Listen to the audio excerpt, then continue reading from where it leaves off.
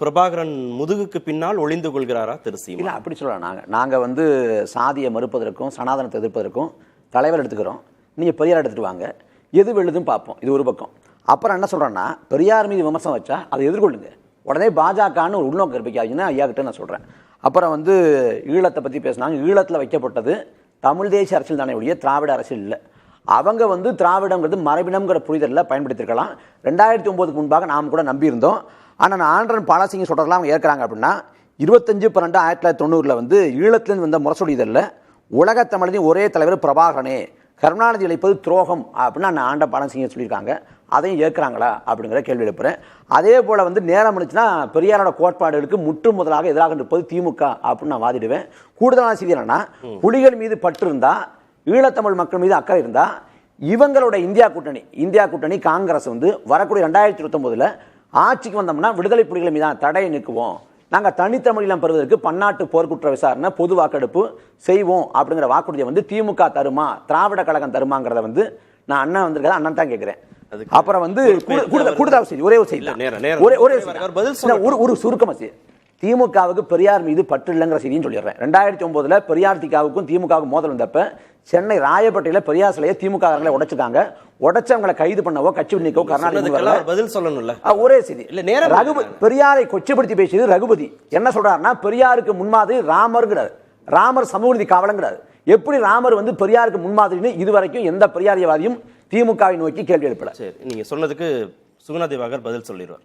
இல்லை தோழர் இடும்பாவனம் கார்த்திக் எப்பவுமே அந்த 2 விஷயத்தை தான் அவர் முன் வைப்பார். வந்து ஒன்று திமுக மீதான விமர்சனம், அல்லது நாம் தமிழர் கட்சி பற்றி கேட்டோம்னா அவர் வந்து பெரியார் மீதான பழைய புக்கெல்லாம் எடுத்து வந்து சொல்லுவார். இன்னைக்கு சீமானுடைய வீட்டை முற்றுகையிட்டது திமுக கிடையாது, பெரியாரிய உணர்வாளர் கூட்டமைப்பு.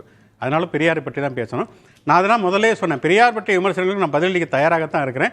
முதல்ல சீமான் அந்த ஆதாரத்தை காட்டட்டும் அல்லது மன்னிப்பு கேட்கட்டும், நம்ம விரிவாகவே பேசுவோம். ஆனால் ஒரே ஒரு விஷயத்தை மட்டும் சொல்லிடுறேன், இந்த பெரியார் பற்றிய இந்த விமர்சனத்தில் சீமான் வந்து எப்படி ஒரு மலினப்படுத்தப்பட்ட அரசியல் பண்ணுறாருங்கிறது மட்டும் சொல்கிறேன். என்னன்னா, பெரியார் வந்து கற்பு பற்றி ஒழுக்கம் பற்றி பேசிய விஷயங்கிறது ரொம்ப ஒரு அற்புதமான வந்து ஒரு நவீன பெண்ணிய சிந்தனைகளோடு ஒப்பிடத்தக்கது. அதை வந்து ஏற்றுக்கொள்ளக்கூடிய அளவுக்கு பொது சமூகம் வந்து இன்னைக்கு வரைக்கும் தயாராக இருக்காது. பொது புத்திக்கு எதிரானது தான் அது.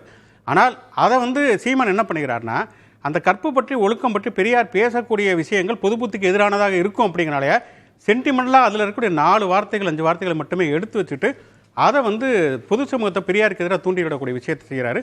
இது ரொம்ப ரொம்ப தப்பான ஒரு விஷயம். ஏன்னா பெரியார் வந்து பாலியல் சுதந்திரம் கற்பு பற்றி பேசியவர் தான். ஆனால் அதே நேரத்தில் வந்து அவர் மீது எந்த விதமான பாலியல் புகார்கள் பெரியார் மீது கிடையவே கிடையாது. கற்பாட்சியை அவர் பேசினார். கற்பப்பை பெண்கள் வந்து பிள்ளை பேர் மீந்திரம் கிடையாது, பெண்கள் சுதந்திரம் அடையும் என்றால் கற்பப்பை எடுக்கணும்னு சொல்றாரு தவிர யாரையும் ஏமாற்றி அவர் கருக்கலைப்பு பண்ணது கிடையாது. அவர் வந்து ரொம்ப நேர்மையானவர். இன்னொரு ஆமா இப்படி இறங்கினா அப்படிதான் சொல்லு. சரி, ஓகே, அது இல்ல. ஏன் வந்து தனிப்பட்ட விமர்சனம் வேண்டாம் வேண்டாம் வேண்டாம் வேண்டாம். சரி, ஓகே.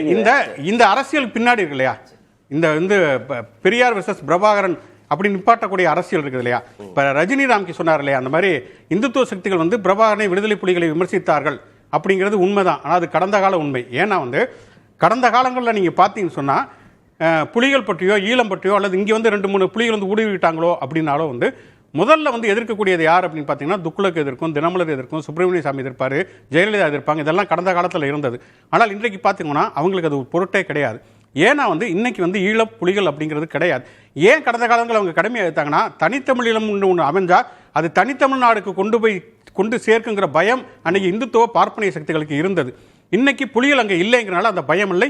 இன்னொன்று, நாம் தமிழர் கட்சி இந்த காலகட்டத்தில் இந்திய தேசியத்துக்கு எதிராக போகாது அப்படிங்கிற முழு நம்பிக்கை பார்ப்பனிய இந்துத்துவ சக்திகளுக்கு இருக்கிறது.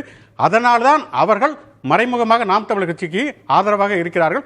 நாம் தமிழர் கட்சியுடைய அரசியல் சாதிய மதவாத அரசியல் சொல்றாரு அவர். நீண்ட அரசியல் வாழ்க்கைக்குரிய எல்லோருக்குமே பல முரண்பாடுகள் வரும். ஆனால் அந்த முரண்பாடுகளை விளக்கணும். நான் காங்கிரஸில் இருந்திருக்கிறேன், சிபிஎம்மில் இருந்திருக்கிறேன், எம்எல்ஏ இருந்திருக்கிறேன்.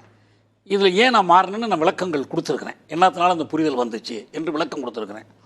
பெரியார்ட்டையும் இருக்குது, கலைஞர்கிட்டையும் இருக்குது, எல்லாத்தையும் இருக்குது. சீமான் தன்னுடைய மாற்றங்களுக்கு ஒரு பொருத்தமான நம்பத்தக்க விளக்கத்தை கொடுக்கணும். அதை விடுத்து சும்மா ஒரு ஆவேசமாக பேசுகிறதெல்லாம் ஒரு விளக்கம் ஆகிடாது. இப்போ 2009 கார்த்திக் குறிப்பிட்டார். 2009 பொது தேர்தலின் போது கொளத்தூர் மணி, நான் மணியரசன், நாங்கள் முடிவெடுத்து தமிழர் ஒருங்கிணைப்பு என்று ஏற்படுத்தி காங்கிரஸை தோற்கடிப்பதுன்னு தமிழ்நாடு பூரா பரப்புரை செய்தோம். கொளத்தூர் மணி கூட கடைசியில் சிறைக்கு போயிட்டார். அந்த நேரம் முடிச்ச அந்த முத்துக்குமார் இறப்பின் போது சீமான் வர்றார். சீமானுடைய அந்த ராமேஸ்வரம் பேச்சுக்கு பிறகு இந்த ஒருங்கிணைப்பில் சீமானையும் இணைத்து கொண்டோம். தமிழின பாதுகாப்பு மாநாட்டுன்னு என்னுடைய முயற்சியில் நடத்தினோம். அதுக்கு சீமானை அழைத்தோம். அதுக்கு முன்னால் அவர் கைதாயிட்டார். அந்த இதில் வந்து நான் தான் போய் அறிவுரை கழகத்தில் அவருக்காக நான் வாதிட்டேன். இப்போ இதிலிருந்து அவர் மாறி போகிறதுக்கு பாருங்க, ஒரு அதிமுகவை இந்த அடிப்படையிலிருந்து ஆதரிப்பது, அதிமுகவை மற்றும் கூட ஆதரிச்சிருக்காங்க. ஐயா நான் ஒரு கேள்வி கேட்கலாமா? இல்லை என்னன்னா, ஒவ்வொரு எலெக்ஷன்லையும் there is a central issue. நான் அதான் சொல்ல வரேன்.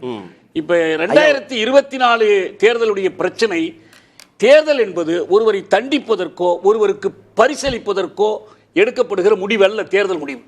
அந்த நேரத்தில் நடக்கிற அரசியல் போராட்டத்தில் நாம் எந்த பக்கம் நிற்கிறோம், இந்த அடிப்படையில் தான் நம்ம முடிவு பண்ணணும். நீங்கள் அகநிலையிலோ புறநிலையிலோ யாரை ஆதரிப்பது யாரை எதிர்ப்பது என்பது மக்கள் நலன் சார்ந்ததே தவிர என்னுடைய விருப்பம் சார்ந்ததோ என்னுடைய தேவை சார்ந்ததோ அல்ல. பேசுவோம் கார்த்தி, இன்னொரு அமர்வுலையும் அடுத்தடுத்த அமர்வுலையும் பேசுவோம். நன்றி.